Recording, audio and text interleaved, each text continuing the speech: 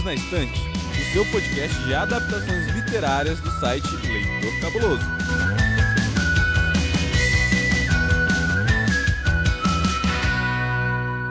Olá, ouvintes do Perdidos na Estante. Estou aqui de volta com vocês para continuarmos a nossa conversa sobre Labirinto. E dessa vez é o livro. Por que o livro? Como assim? Vamos falar de livro. E para me ajudar nessa tarefa de falar sobre esse livro, é uma romantização de um filme encantador. Eu convidei duas pessoas encantadoras, Thiago e Aline. Sejam bem-vindos novamente. Aline, seja bem-vinda mais uma vez ao nosso cantinho do Perdidos. E aí, Aline, pronta para mais uma vez entrar nesse mundo? Obrigada, Paulo. Obrigada pelo convite. Paulo, que eu ouvi dizer que é o próprio Peter Jackson aqui desse bloco do Perdidos. Mais do que pronta, porque eu já destilei todo o meu amor no episódio passado sobre o filme. Vou destilar mais um pouquinho de amor nesse episódio sobre o livro. E você, Thiago, fala aí pra gente como você se sente ao falar de livro. E seja bem-vindo mais uma vez. Obrigado, Paulo. Hoje eu tô aqui muito animado, né? No jogo passado o time mandou super bem, né? Eu acredito que hoje com os atacantes certos a gente vai conseguir chegar, marcar aí esse segundo gol. A gente vai vencer antes dos pênaltis, né? Tô muito animado. Muito assim, empolgado. Acho que o técnico acertou na escalação, entendeu? Eu acho que essa discussão tem tudo pra dar certo. A pergunta é, você realmente entende alguma coisa de futebol, Thiago? Ou tá falando que vem na cabeça? Olha, fato ou fake, quando alguém me pergunta qual é meu time preferido, pra que time que eu torço, eu falo, vai, Grifinória! Adoro! É isso aí! Certíssimo! Quer dizer, não pela torcida, né? Mas enfim. É isso aí, gente. O papo hoje é livro. E para isso eu vou pedir ao assistente que nos ajude, falando alguns dados da obra. Assistente, manda aí. Labirinto é a versão romanceada do filme original de 1986. A história foi idealizada e dirigida por Jim Henson, o criador dos Muppets, Vila Sésamo e Família Dinossauro, enquanto o roteiro ficou a cargo de Terry Jones, um dos fundadores do revolucionário grupo de humor inglês Monty Python. A adaptação literária ficou a cargo de Anthony Charles Smith, um romancista e dramaturgo britânico que se especializou na novelização de roteiros cinematográficos. O livro chegou ao Brasil pela editora Darkside em 2016 com 272 páginas e tradução de Giovanna Louise Liberman. Então, gente, agora vamos à nossa parte mais divertida do episódio, a sinopse criativa. E para isso eu escalei Aline Rocha para fazer parte desse time, daquelas pessoas que vão jogar a sua criatividade para nós e mostrar o quanto as suas mentes são verdadeiros labirintos para a gente. Aline, gostaria que você apresentasse a sinopse de Labirinto como se fosse uma sitcom. Labirinto vai contar a história de uma garota adolescente super dramática que xinga pra tudo, diz que tudo não é justo na vida dela e que ela é a própria princesa encantada. E essa princesa encantada resolve mandar o irmão dela ser levado pelo rei dos duendes. E aí ela ainda fica com raiva que o rei dos duendes vem e leva o irmão dela de verdade. Então ela vai passar por altas aventuras nesse labirinto do barulho, com as criaturas mais malucas que vocês conseguirem imaginar. Por exemplo, um monstro covarde, um esquilo turbinado, para resgatar o seu irmãozinho que, para começo de conversa, foi ela que mandou levar embora. É isso aí! Então, a gente está falando de livro e novamente a gente cai naquela coisa da novelização.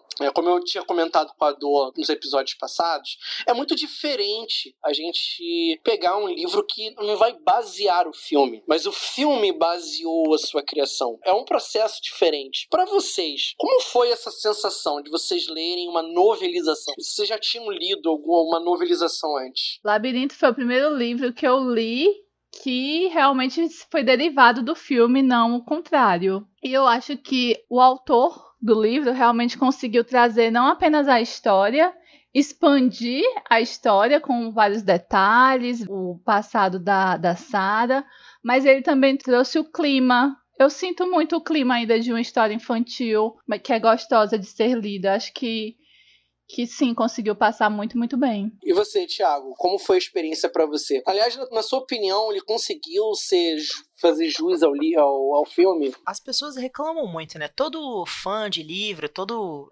leitor compulsivo, né? Vamos colocar assim, reclama que o filme não é igual ao livro, o livro é melhor. Tá, tudo bem que nesse caso a gente está falando de uma obra que surgiu depois que o filme estava pronto. Então, o filme é o material original. Mas, se a gente fizer um exercício aqui, a gente finalmente vai saber como que é um filme ser exatamente igual a um livro. Inclusive nos diálogos, que estão idênticos. Basicamente, ele transcreveu os diálogos do roteiro para novelização do Labirinto. E como é que fica isso? Assim, a princípio, tive um pouquinho assim de dificuldade, justamente porque eu senti falta desse fator surpresa. Por já ter assistido o filme incontáveis vezes, saber a história de cor, saber como é que ela ia terminar, como é que ela ia ter esse andamento, me frustrou um pouquinho a experiência no começo. Eu achei que o A.C.H. Smith, né, que é o escritor que deu luz a essa novelização, ele basicamente criou descrições literárias e encaixou as falas do roteiro ali. Mas, à medida que você vai mergulhando um pouquinho na história, existem sim pequenos detalhes que vão tornando a história melhor, mais fluida, você compreende ela de um jeito melhor, mais claro, tem alguns detalhes sobre o passado da Sarah, sobre o próprio Jerry, do labirinto em si, que o filme não consegue passar pra gente, por conta dele ser um formato diferente, pela questão da minutagem, a gente não pode ficar tanto tempo preso ali em pequenos detalhes, a história precisa fluir. E no livro não, a gente já tem tempo de ir com um pouquinho mais de calma, perder tempo em alguns pequenos detalhes que vão dar uma encorpada ali no caldo que a história é. E pra você, Paulo, como é que foi? Eu tenho uma opinião um pouco dividida em relação a esse livro do que foi, por exemplo, dos Goonies. Dos Goonies, ele era uma novelização também e ele acrescentava bastante na história. Minha preocupação toda tá no fato de que o autor, ele se preocupa demais em descrever as cenas pro leitor. Isso me incomoda um pouco. Ele precisa descrever cada detalhe da cena pra você. Não vou negar, isso é algo que incomoda até no Stephen King. O Stephen King faz isso, de descrever a cena detalhe por detalhe para o leitor. E eu gosto de pensar que quando um leitor ele se relaciona com o objeto de sua leitura, ele trabalha um pouco a sua imaginação e trabalha o seu aspecto simbólico, imagético. Então, quando você está descrevendo uma cena para ele, o leitor está imaginando a cena na cabeça dele. Só que, quando você dá muitos detalhes da cena, você tira essa brincadeira do leitor, de ele pensar na narrativa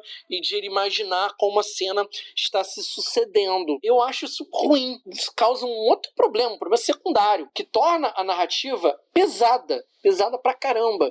Você tem muita descrição. O livro, no começo, ele é altamente descritivo. Ele tem parágrafos compridos, descrições que vão desde a roupa ao cenário, a quem está presente, aonde está presente. Muito verbo de ação. Ele fez, ele colocou, ela seguiu, ela correu. Muito verbo de ação. Isso impede, né, uma imaginação do leitor. Mais pra frente, o autor ele consegue acertar isso. A história fica mais dinâmica da metade em diante. Por quê? Porque tem mais pessoas com quem a personagem ela vai se relacionar. Ela tem o antagonista que aparece mais. Então você vai ver mais diálogos. E esse aspecto descritivo, ele vai sendo reduzido. Então eu fiquei nessa meio de... Eu achei o livro legal, mas até certo ponto eu achei que o autor ele passou um pouco do ponto. Assim, tem muita coisa da história que o livro ajuda a gente a entender melhor. Ele acrescenta. O A.C.H. Smith, ele vai partir dos roteiros originais do filme, que tem muita coisa que acaba não indo para a edição final. Então isso que ele vai explorar melhor. Vocês não acharam alguns pontos que a escrita, não apenas a narrativa, mas a escrita em si é um pouquinho rebuscada demais, assim, sabe? Para um livro que, em grande parte, é dedicado a um público, assim, infanto-juvenil, vamos colocar, tudo bem que a maioria das pessoas que assistiu o Labirinto quando ele chegou aos cinemas, quando ele, né, digamos assim, fez sucesso, hoje são adultos. Então, é de se esperar que o público que vai consumir, que vai querer adquirir o livro, seja um público, pelo menos ali, jovem adulto, se não adulto em si. Mas, ainda assim, eu acho que ele pesou um pouquinho a mão em alguns termos, algumas palavras. A tradução para o português brasileiro também não favoreceu muito. Tem algumas palavrinhas ali que eu nem sabia o que era, e olha que o livro estava em português. Eu fiquei assim, gente, mas tem necessidade de usar essa palavra, esse termo? Eu não me recordo de nenhuma específica agora, mas eu senti um pouquinho de dificuldade, e isso até fez a leitura ficar um pouquinho truncada em alguns pontos, porque ficava assim, nossa, mas eu preciso ler esse parágrafo de novo, porque eu não sei se eu entendi muito bem o que ele quis dizer nessa descrição, sabe? Falando das vestes, da postura, de um jeito do personagem falar ou de agir. Vocês sentiram um pouco disso também?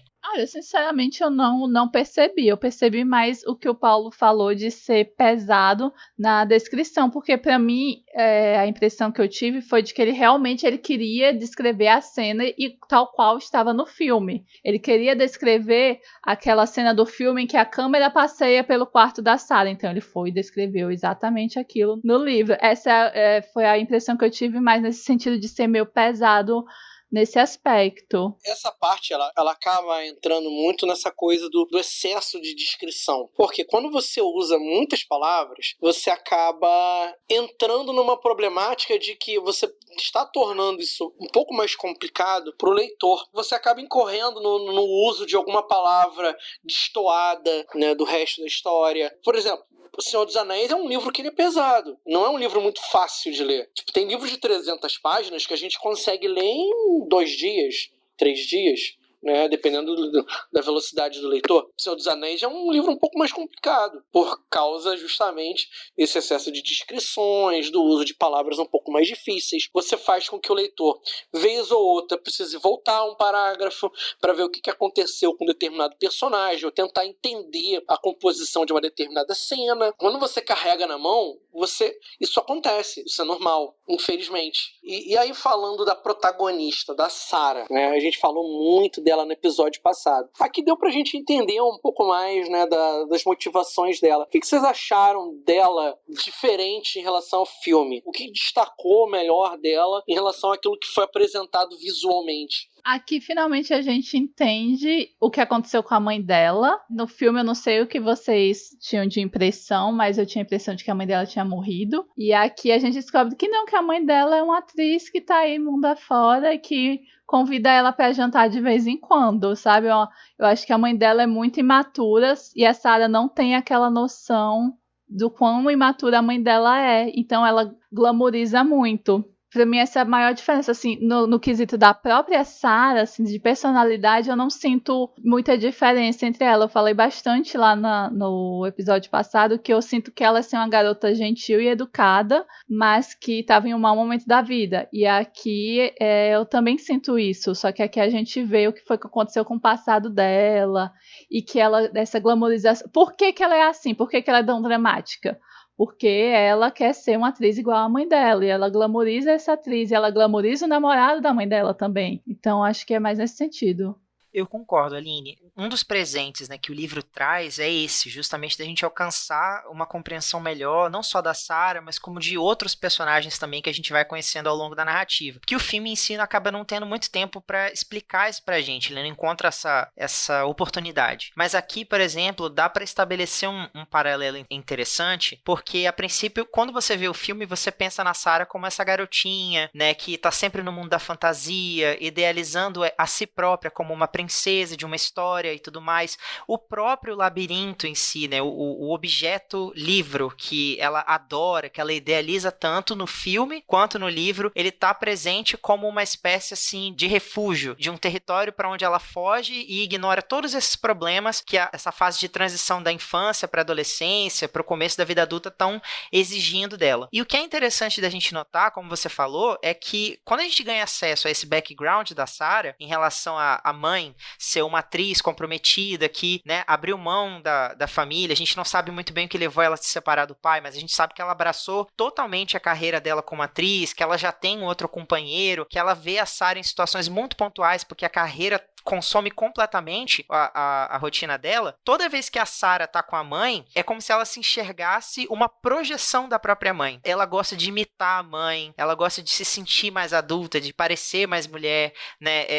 Ela fala muito do namorado da mãe também. Então eu vejo que quando ela pensa assim no Rei dos Duendes, e ela fala, né, quando ela tá contando aquela historinha lá pra aterrorizar o Toby, o Rei dos Duendes se apaixonou pela garota, conferiu a ela certos poderes, é como se ela tivesse se colocando no papel da mãe, né? Ela é uma mulher deslumbrante, ela se vê assim, e o Rei dos Duendes não só se apaixona por ela, como ele tá ali ajudando ela a igualar esse patamar, de que ela também tem uma figura com quem ela tem um afeto, né? E isso torna ela mulher, torna ela mais assim, posso dizer, madura em termos da história. Eu ganhei essa percepção com o livro, uma coisa que eu não tinha percebido com o filme até então. E ao mesmo tempo, essa maturidade que ela acha que tem, depois ela vai lá na frente e vê que não é bem assim. Eu só não quero falar muito pra deixar pra parte do com spoilers. Então, eu achei a Sarah, não digo melhor desenvolvida, mas mais clara pra gente, né? Ela tá mais tridimensional pra gente, né? Os filmes mais clássicos da década de 80 e 90, eles não são tão longos.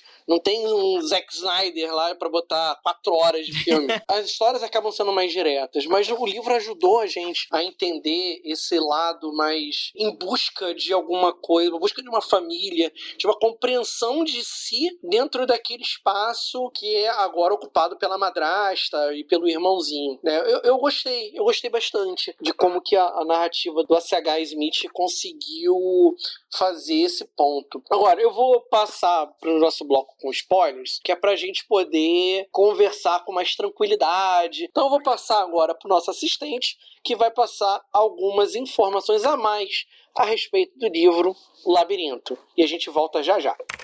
Anthony Charles Smith já trabalhou em versões literárias de 2 filmes de Jim Henson, Labirinto e O Cristal Encantado. Para adaptar Labirinto, o escritor afirma ter se divertido bastante em suas pesquisas com Terry Jones. Ele também incluiu no livro cenas cortadas do longa-metragem.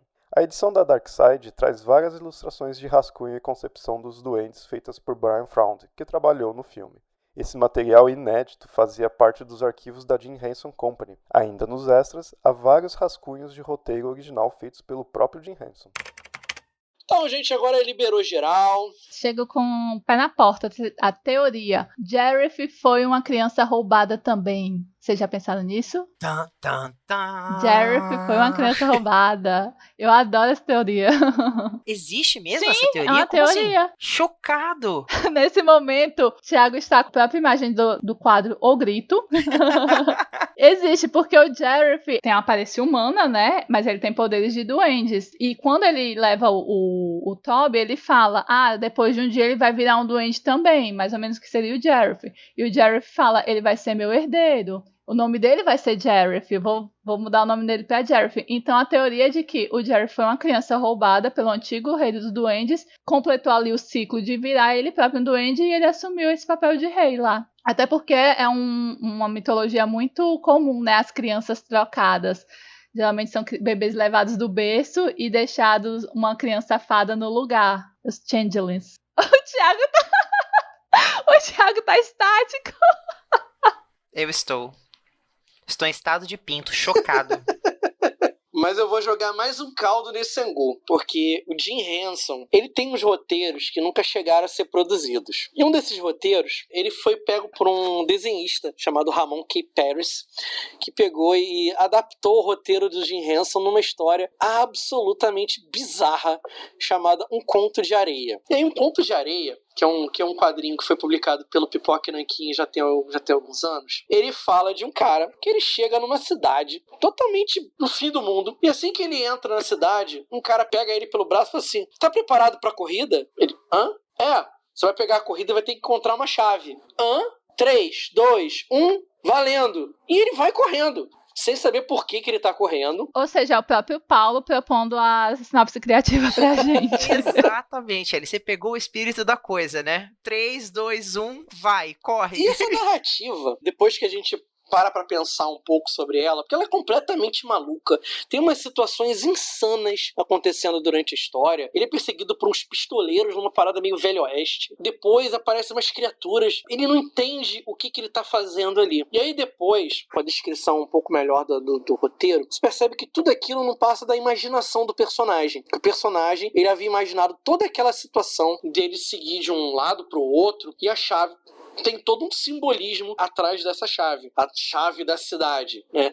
E aí eu pensando, cara, labirinto pode ser um fruto da imaginação da Sarah, para que ela possa, de alguma forma, lidar com a questão do amadurecimento, do crescimento dela. Então, para ela poder amadurecer, ela precisa resolver determinadas coisas no coração dela. E os personagens presentes na narrativa são reflexos de sentimentos dela. Por exemplo, o Hoggle, ele é um cara extremamente grosso no começo da história e que só quer saber dele mesmo, né? Ele é um covarde e egoísta. A própria Sarah, ela é um pouquinho. Eu não posso dizer se ela é covarde ou não, porque eu não tenho nenhuma cena que me ajude a entender esse lado dela. Mas egoísta ela é. O Ludo, ele representa a incompreensão a respeito do mundo, a falta de capacidade de se comunicar. Ele tem muita dificuldade de se comunicar com as pessoas. Poderia ser a falta de comunicação que a própria Sarah tem com seus pais. E o Sr. Didimo, né, que é uma pessoa que tem ideias assim impulsivas, representaria esse lado impulsivo da própria personagem, de agir primeiro para pensar depois. Mas e o Jarrett? Quem é o Jarrett? Na minha cabeça, o Jarrett é um reflexo da própria Sarah. É um lado obscuro da Sarah se revelando. Em nenhum momento ele causa nenhuma violência a Sarah.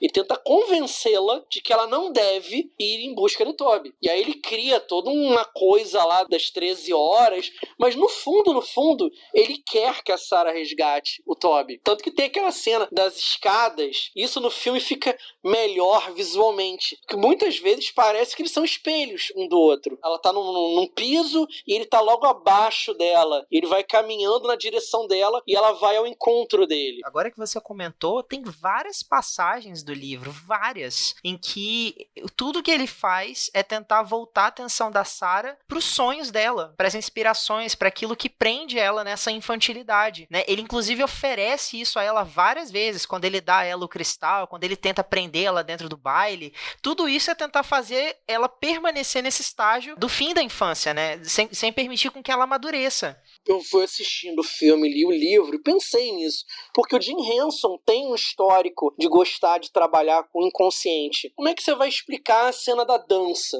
Tem toda uma química que até a Aline colocou no episódio passado entre eles e tal. Que a gente tinha comentado que ela glamoriza a mãe, glamoriza o namorado e tal, ela se acha muito adulta. Quando chega na cena da dança, que ela é tratada como adulta, ela não gosta, ela se sente mal. Ela se sente péssima, ela quer sair dali de qualquer forma. Então é uma maneira de mostrar, olha, você não é mais essa criança, mas você ainda não tá ali, não. Exatamente. Claro, tem várias interpretações possíveis. A que a Aline colocou também é uma muito boa. E é isso que eu acho legal na narrativa do Jim Henson. É o quanto de espaço ele dá pra gente conseguir imaginar interpretações sobre o filme. Porque ele não tem uma leitura só. No próprio quadrinho que eu citei, no Conto de Areia, não tem uma leitura só. Tem várias possíveis. A gente tira essa do inconsciente porque é algo que, assim, a gente vê tanta coisa bizarra sendo apresentada ao mesmo tempo pra gente. Tipo, a própria narrativa de Labirinto. É tanta coisa bizarra sendo apresentada pra gente. Sei lá, são coisas que não fazem o menor sentido, sabe?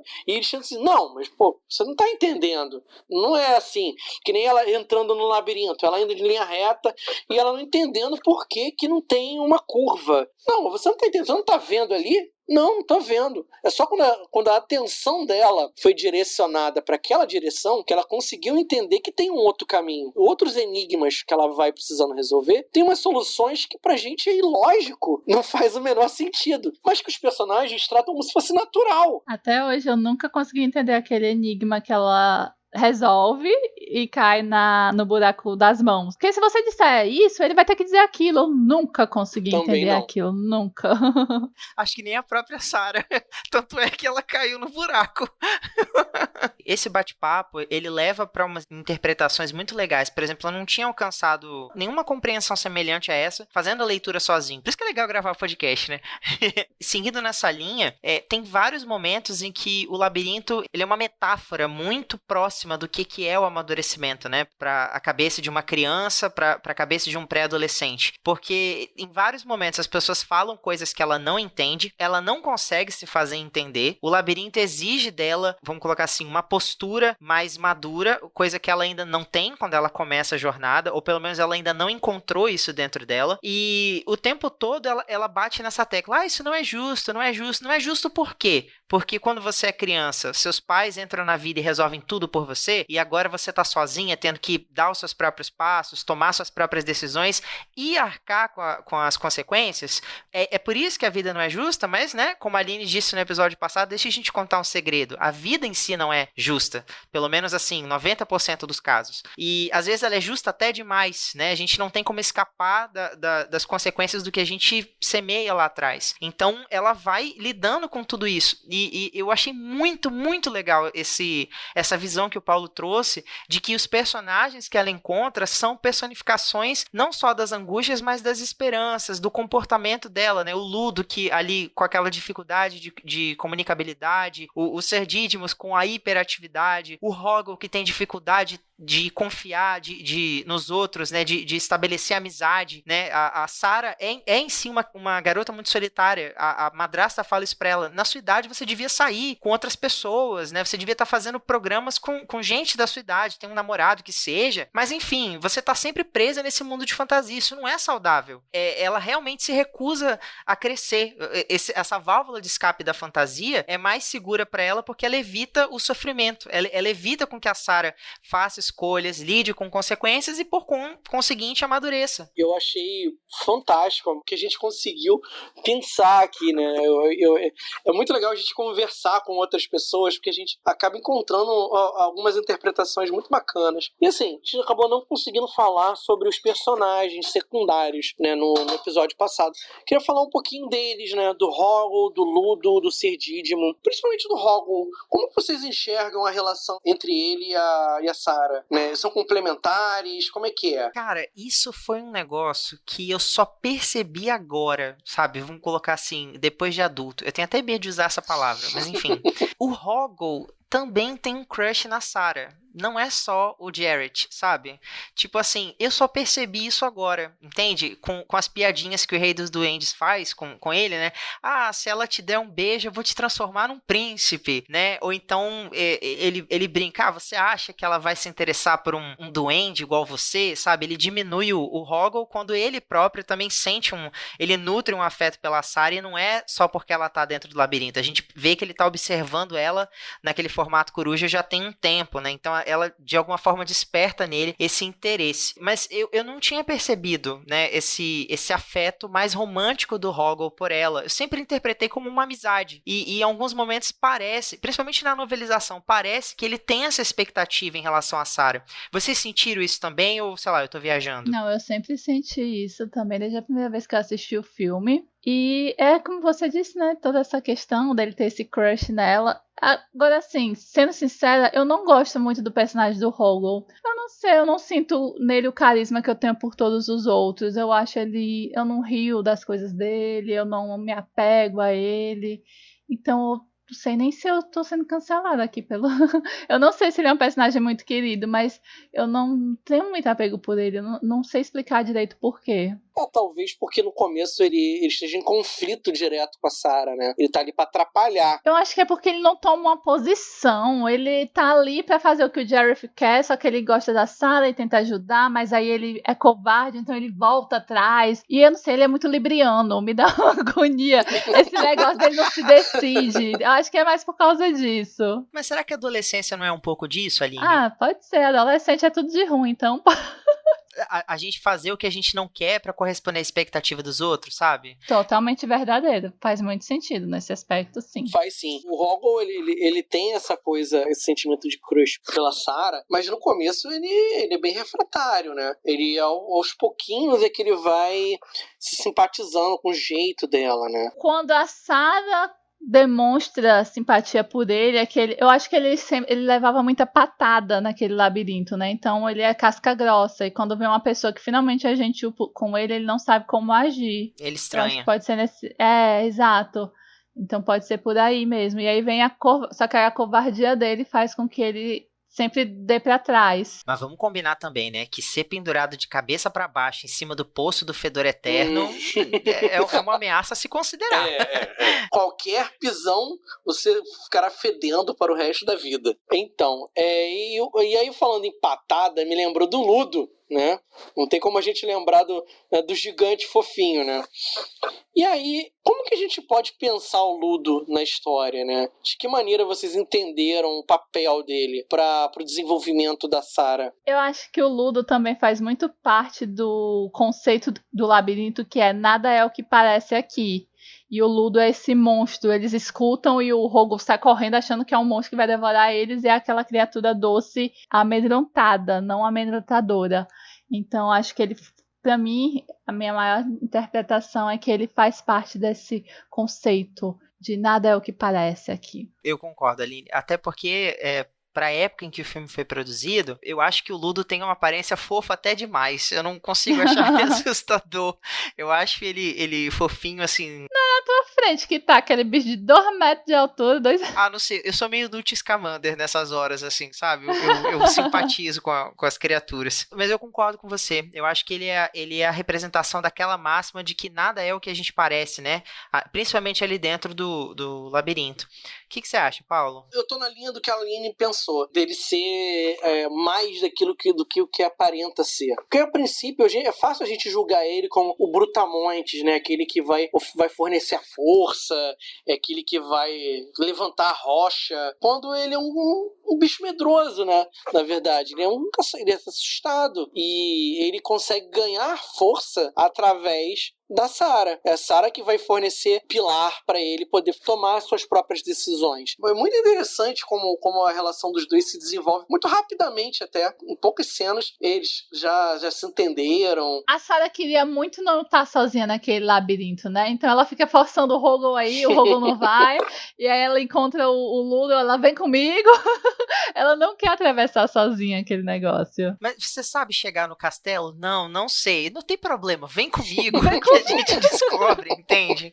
O problema é não estar sozinha. É não fazer a jornada sozinho. Vamos lá, vamos que vamos. Pra no final ela dizer, não, eu vou sozinha. Mas por quê? Porque é assim que se faz. Adoro os filmes dos anos 80. Não tem pra que explicar. É porque é assim, as histórias são assim, acabou. E aí me fez pensar também no Sir Dídimo. E eu não tenho como falar do Sir Dídimo e não pensar em uma das pessoas que está acreditada na equipe do filme, que é Terry Jones, um dos produtores de Monty Python. É ele que faz o roteiro também, né? Ele faz o roteiro também. Eu não consigo não pensar no Sir Dídimo e não pensar nas piadinhas de Monty Python. Porque o Sir Dídimo é a cara do Monty Python. Aquela piada nonsense, tipicamente britânica. Imagina, é um cara... Não, é um cara, não. Uma raposa, um cão, um esquilo, eu nem sei o que ele é. É tudo junto. É uma raposa meio esquilo, meio rato, que monta num cachorro acreditando ser um cavaleiro medieval. Com uma justa. Não tem como você dizer assim, cara, isso não faz menor sentido. Eu adoro que tudo dele é, não, porque tem que levar 7 anos. A gente vai levar 7 anos? Não, só tem 1 hora. Ah, tá bom. Eu não consigo ouvir isso do Sir Dídimo e não pensar na famosa piadinha do You shall not pass.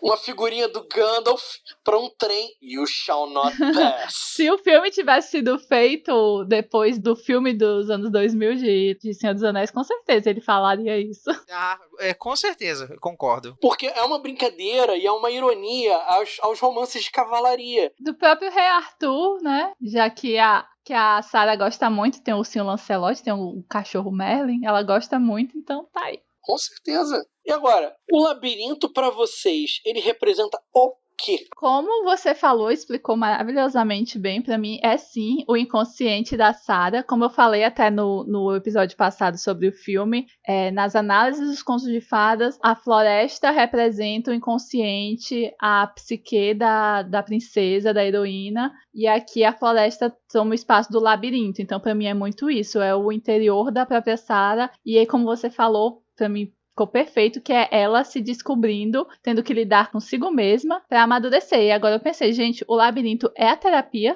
E aí, Thiago?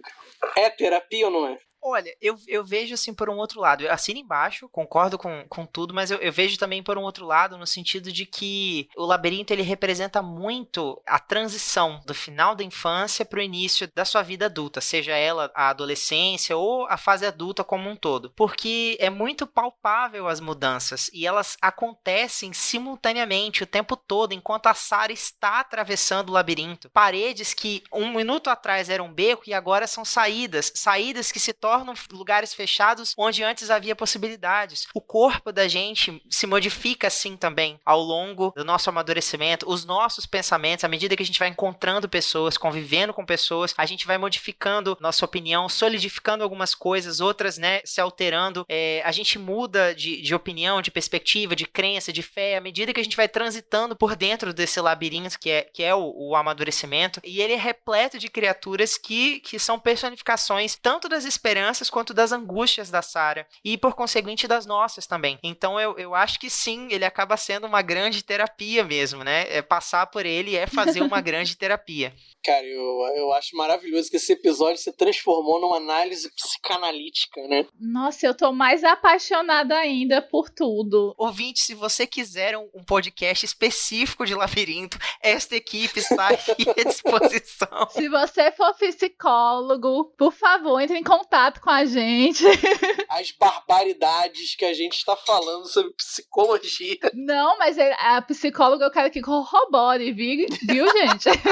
Você só vem se for pra concordar. Não, informação de bastidores. Minha esposa é psicóloga. Ela deve estar me olhando com uma cara tipo assim, meu Deus do céu, o que ele tá falando? Ele bebeu quantas pra fazer esse episódio, cara? Enfim, é bom a gente falar desse livro que resgata tantas coisas da nossa infância, né? E traz novas informações, porque a partir do que a gente leu, somando com o que a gente viu, a gente conseguiu criar até uma história quase como se fosse Labirinto versão estendida, né? Praticamente. Né? Isso aqui que a gente fez. Eu queria saber de vocês dois o seguinte. Primeiro, teve alguma cena da novelização que vocês consideraram extra? Alguma coisa que vocês perceberam que está na novelização, mas não apareceu nos filmes? Só o flashback. O flashback que eu falo são as memórias da Sarah do aniversário de 15 anos dela, que ela saiu pra jantar com a mãe. Porque, assim, eu li que tinham cenas extras e eu fiquei tentando prestar atenção nisso, mas eu acho que eu tava ou muito desatenta, porque eu não percebi. Eu acho que cenas extras eu não consegui perceber. Eu consegui perceber informações extras sobre os personagens. Foi isso que eu reparei. A única cena que eu lembro realmente é que descreve o jantar dela com a mãe dela. Mas, assim, cena, realmente... Eu percebi tamanhos diferentes. Algumas cenas eu achei muito maiores no filme do que no livro. E algumas cenas no livro eu achei maiores do que acontece no filme. Mas teve sim uma passagem, é até uma passagem compreensível de não ter ficado no corte final, que, eu não sei se vocês vão lembrar, é quando ela encontra aquelas duas portas de argola. Uma é surda e a outra tá com a argola na boca. Na novelização ela abre as duas portas. No filme ela só abre uma. É verdade, é verdade. Entendeu? No filme ela vai direto encontrar os foguentos. Na novelização ela entrou naquela floresta super LSD, sabe? Tipo, as árvores pocando de rir, e ela saiu de lá, assim, praticamente arrastada. Quando eu fui rever o filme, eu fiquei, nossa, pra mim essa cena tinha sido maior no livro, mas só embarquei e fui, não tinha reparado. Eu adorei essa parte, achei muito engraçado. Queria ter visto isso no filme, mas eu compreendo, né, que... Seria melhor que os fogueiros, com certeza, que eu sim, já disse sim. que eu tenho um abuso daqueles flamingos. Eu não sei definir o que é aquilo. Eu adorei ela virando pra árvore. Por que a gente tá rindo da árvore? Eu não sei. Muito bom. Só pra lembrar de um detalhe bem legal, na edição da Dark Side, tem uns extras maravilhosos. É bom a gente destacar isso, porque no final tem dois extras básicos. Tem um com registros da arte do Brian Froud, que são sketches dos personagens, design dos personagens, de como é que eles ficaram no resultado final. Vale muito a pena pra gente pensar qual foi a ideia inicial a respeito deles e como eles acabaram se transformando. E o outro é o roteiro do Jim Henson. Tem trechos do roteiro ali. Isso é riquíssimo, né? Porque a gente percebe como que era a linha de pensamento de Henson para determinadas cenas. É muito legal pensar assim, nos dias de hoje, né, o cara faz no Word e ali você vê ele escrevendo mesmo, rabiscando, rasurando por cima. É muito interessante o processo criativo dele. Eu acho que galera que escreve especialmente quadrinhos e coisas mais imagéticas, né? A figura é muito importante e vai amar. Com certeza, até porque o Jim Henson ele fazia até esboço de algumas coisas que ele queria criar para o filme, criaturas feitas de fogo, aquelas cobras com um sistema próprio, mecanizado, né, de movimento e tal, e pensava o filme a partir das estruturas, a partir dos cenários, do imagético. Em cima disso ele ia construindo as histórias. E isso é muito legal, isso é muito palpável aqui em Labirinto. A outra pergunta que eu queria fazer para vocês dois é: vocês, Paulo e Aline, vocês atravessariam o labirinto? A gente agora tá falando só da história ou a gente ainda tá na psicanálise?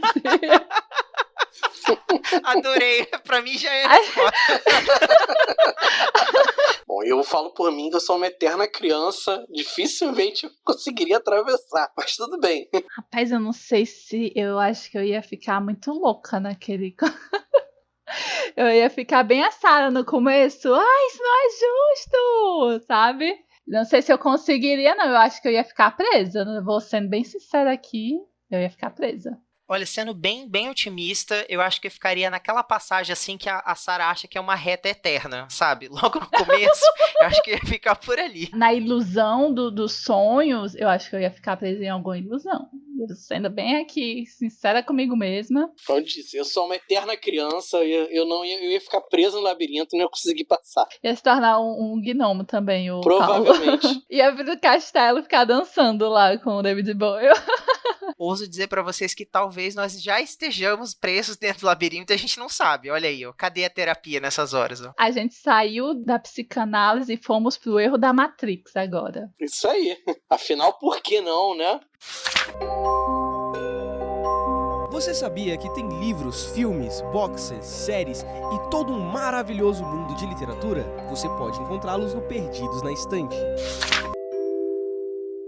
E aí, eu queria pedir a vocês quantos selos cabulosos vocês dariam para o labirinto. Começando por Aline Rocha, diga pra gente, quantos selos? Ok, eu vou fingir que ele não é uma novelização, vou falar apenas pelo próprio livro em si, eu daria 3 selos. Porque a história é muito boa, e aí não é um mérito do autor, mas enfim, a história é muito boa, ela aprende, mas como vocês já disseram, a escrita não é tão fluida, algumas coisas são mais truncadas, mais pesadas, então também não acho que é algo incrível, maravilhoso e tal, mas pela história e por ele ter conseguido trazer o clima em si, apesar da escrita não ser tão fluida, eu daria 3. É um livro bom, Eu acho que é melhor para quem já é fã, porque você conhece mais coisas, você se aprofunda. Mas para quem não é fã desse universo, 3 estrelas ali, dá para se divertir, dá para conhecer e gostar. Tiago, quantos selos você dá para esse romance, pra essa novelização? Paulinho V, eu vou dar 4 selos cabulosos, mas é porque esse 4º selo é um selo nostálgico, sabe? É um selo, assim, de quem viu o filme, de quem conhece, é apaixonado pela história, pelo trabalho do Jim Henson, pelos extras que o livro traz, que é um presente também pra gente mergulhar um pouquinho mais na história do filme como um todo, não só a narrativa, mas a história de produção dele. Eu acho que ele merece esse 4º selo extra, mas eu concordo com a Aline, é uma história que, enquanto novelização, né, esquecendo um pouco o filme, ela funciona, mas ela tem sim seus probleminhas, né? A narrativa ela fica um pouquinho arrastada em alguns pontos, ela fica um pouco descritiva demais, como você apontou também lá no comecinho da nossa discussão. É um livrinho assim que ele conquista o coração da gente, mas é preciso fazer um esforcinho, entendeu? Vale a leitura, com certeza, mas você tem que fazer um esforcinho, pelo menos no começo. E você, Paulo? Quantos selos cabulosos você dá para Labirinto, a novelização do filme de Jim Henson? Eu vou seguir a linha da Aline Rocha e vou dar 3 selos cabulosos, porque não é uma narrativa muito simples, ela tem alguns problemas narrativos, ela é muito descritiva. Assim, a gente não fica só na coisa nostálgica. Eu acho que o filme do Labirinto, ele consegue passar as mensagens que ele quer sem precisar de muito texto, apelando muito mais para a subjetividade, para a imaginação. Algo que o livro, ele peca um pouco nesse sentido, né? Então, eu fico com os meus 3 aí. Tá na média, 3 selos cabulosos e meio. 3,5 já tô lendo. E aí eu queria agradecer mais uma vez a vocês por esse episódio maravilhoso, onde a gente discutiu tantas coisas legais, praticamente uma viagem de cogumelo. A gente viajou bastante, conseguimos conversar a respeito de labirinto, compartilhar algumas das nossas experiências, quem sabe convencer os nossos leitores a dar uma oportunidade pro livro. Eu acho que vale bastante a pena. Eu tenho certeza, né, que cada um de nós vai conseguir tirar uma mensagem bacana sobre aquilo que vai ser lido. Então, nesses momentos finais, eu queria que vocês dessem os recadinhos finais e dissessem como que a gente encontra vocês na internet. Vou começar pela nossa querida convidada, Aline. Diga pra gente, né, faça suas considerações. Bom, gente, assim como a Sarah, se você está me conhecendo por esse episódio, a abertura com aquela sinopse horrorosa que eu fui forçada a fazer, não é o melhor momento da minha vida, mas tudo bem. Então, assim como a Sarah, me dei uma segunda chance.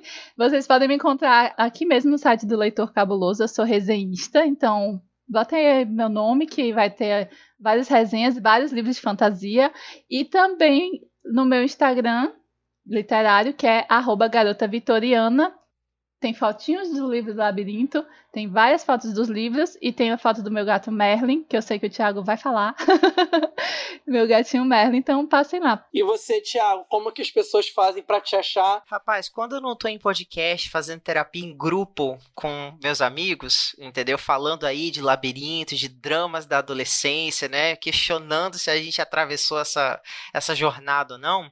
Eu tô gravando podcast aqui no Perdidos na Estante. Também tenho meu Instagram pessoal, melhor dizendo, o projeto Um Leitor Casual, que funciona como um diário de leituras. Mas eu queria fazer um convite para você ouvinte que gosta de ler, mas está precisando de um incentivo. Eu queria convidar você para conhecer o Clube de Leitura do Multiverso X. Essa é uma iniciativa feita pelo nosso capitão Ace Barros, né? O Multiverso X, ele é uma plataforma, ele é um site, mas ele também tem um servidor no Discord, onde mensalmente a galera faz a votação por um livro e a gente se propõe a ler todo mundo junto, né? Aí cada domingo, geralmente às 20 horas, a gente tem um encontro ali no servidor, por texto mesmo, onde a gente vai compartilhando impressões de leitura dentro da meta da semana, e ao final do mês o Ace escolhe alguns participantes para gravar um episódio de podcast também. É uma experiência muito bacana, porque você vai descobrindo outros pontos de vista dentro da narrativa, você se empolga, né, com a leitura, porque você sabe que tem que bater a meta para poder participar ali da discussão, e o pessoal lê de tudo. Tem fantasia, tem ficção científica, tem literatura LGBT, que a gente, né, fez a leitura agora no mês de julho, 1 Milhão de Finais Felizes, do Vitor Martins, um livro excelente, super fofinho, recomendo demais. E fica aí o convite para quem quiser, né, participar. Às vezes você acha que precisa de um incentivo a mais na leitura, eu diria que isso é excelente, porque você, compartilhando seu ponto de vista, você se empolga em ler um pouquinho mais. E é isso. E você, senhor Paulo Vinícius, onde que a gente pode te encontrar nessas internets labirínticas? Então, vocês podem me encontrar aqui no Perdidos na Estante, são uma das pessoas da equipe fixa. Além disso, vocês podem me encontrar lá no blog do Ficções Humanas, no www.ficçõeshumanas.com.br. Quem tiver curiosidade de conhecer, é um blog sobre fantasia, ficção científica e terror, e onde a gente fala também sobre quadrinhos e animação. Então, tem de tudo um pouco para todos os públicos. Vocês podem também me achar nas redes sociais do Ficções, no @ficçõeshumanas no Twitter e no @ficções_humanas no Instagram, ou no Twitter do Perdidos, que eu tô lá fazendo algumas postagens, colocando algumas curiosidades e novidades do nosso mundo de literatura e suas adaptações. É isso, chegamos a esse final de episódio. Quero agradecer aos convidados que nos agraciaram aqui com sua companhia e com suas ideias, e aos ouvintes que chegaram e ficaram com a gente até esse último minutinho. Muito obrigado a vocês, e a gente faz esse episódio para cada um de vocês. Antes de desligarem, eu vou passar a bola para o assistente e ele vai dar algumas últimas informações para vocês. Recadinho para você, ouvinte. Deixa um comentário pra gente, escreve lá no site do Leitor Cabuloso, porque a gente tá fazendo lives mensais lá na Twitch, né, no Casal de Podcast, que é o perfil criado pelo Sr. Basso e pela Domênica, onde a gente faz a leitura dos comentários do podcast da casa. Então, se você gostou desse nosso bate-papo sobre labirinto, acha que a gente usou LSD aqui nesse bate-papo, expressa lá sua opinião pra gente, que a gente vai fazer a leitura ao vivo, e quem quem sabe seu comentário deve aparecer por lá também. Então, fica a dica. E até o próximo episódio. No próximo nós vamos falar de Tubarão. É o último episódio do arco. Imediatamente a música começa a tocar, né? Incrível. Tchau, gente. Até a próxima. Tchau, obrigada, tchau, galera. gente. Boas Beijo. leituras. Contribua para novos episódios do Perdidos na Estante em catarse.me/leitor_cabuloso ou no PicPay. Se você é das redes sociais, nos encontre em twitter.com/perdidosestante e instagram.com/perdidosnaestantepod. Você acaba de ouvir o podcast Perdido na Estante. A apresentação foi de Paulo Vinícius, com a participação de Aline Rocha e Thiago Augusto. O assistente é Leonardo Tremesquim e a edição é de Leonardo Tremesquim. Esse episódio foi produzido graças aos nossos apoiadores. Vocês são pessoas maravilhosas. Vocês nos ajudam a tocar esse Perdidos na Estante, o site e o carinho de vocês que chega até a gente. Os nossos agradecimentos especiais vão para os nossos apoiadores: Abner Souza, Alessandra Rocha, Amaury Silva Lima Filho, Caio Amaro, Carolina Soares Mendes, Carolina Vidal, Cláudia Rodrigues, Clécius Alexandre Duran, Deise Cristina, Edgar Egawa, Igor Bajo, Janaína Vieira, Leandro Gomes, Lucas Roberto Arraes Domingos, Luciana Bento, Luiz Henrique Silva, Marina Barbosa Kondratovic, Marina Jardim, Melissa de Sá, Nielson Rocha, Priscila Rúbia, Ricardo Brunoro, Rodrigo Leite, Rosenilda Azevedo, Anilda, Sidney Andrade, o Deridévio, Thiago Felipe Rudiger e o Alisson Viana, o Airechu. O nosso muito obrigado a vocês pelo carinho e por continuar nos apoiando sempre a cada dia. Muito obrigado a todos e cuidem-se bem. Eu gostaria que você apresentasse a sinopse do livro Labirinto como se você fosse o mestre Yoda. O problema não é pensar na sinopse criativa, é colocar as palavras fora de ordem na cabeça. Deixa eu tentar de novo. Pera aí, vamos tentar de novo. Esperar você deve. Vamos volta a fita, volta a edição aí. E a Ada passou 19 anos naquela caverninha ali. Calma aí. Deixa eu ter meu tempo aqui. Quer que eu proponha outro desafio pra você, Aline? Não, vamos encarar. Uma brava... Não, calma. O Thiago fica perguntando se eu penso nessas coisas, se eu penso nesses desafios Paulo, com antecedência. Se eu disser pra você que eu pensei nos últimos 5 minutos sobre qual seria o desafio. Cara, você é cruel, sério. Você e o Jerry estão assim, ó, pau a pau. Sim. Vamos lá. Jovem menina... É muito difícil colocar as palavras fora de ordem, mas vai. Jovem menina cuidando do irmãozinho estava. Irmãozinho chato pra caralho. Ai, gente, não tá legal esse negócio, não tá legal, não. É muito difícil colocar. É muito difícil colocar fora de ordem as palavras. Pera, então deixa eu propor algo mais tranquilo, tá? Vamos voltar à fita. Editor, dá um jeito aí nesse negócio pra ficar bom, editor. Não e por favor, Léo, se você estiver escutando a gente, coloca aquela sinopse do Yoda nos créditos desse episódio, por favor, porque ficou perfeito. Ai, eu tô sendo torturado aqui, eu vou passar vergonha. Ai... As pessoas tá até difícil ficar sério de novo, cara. Tá até difícil. Mas vamos lá.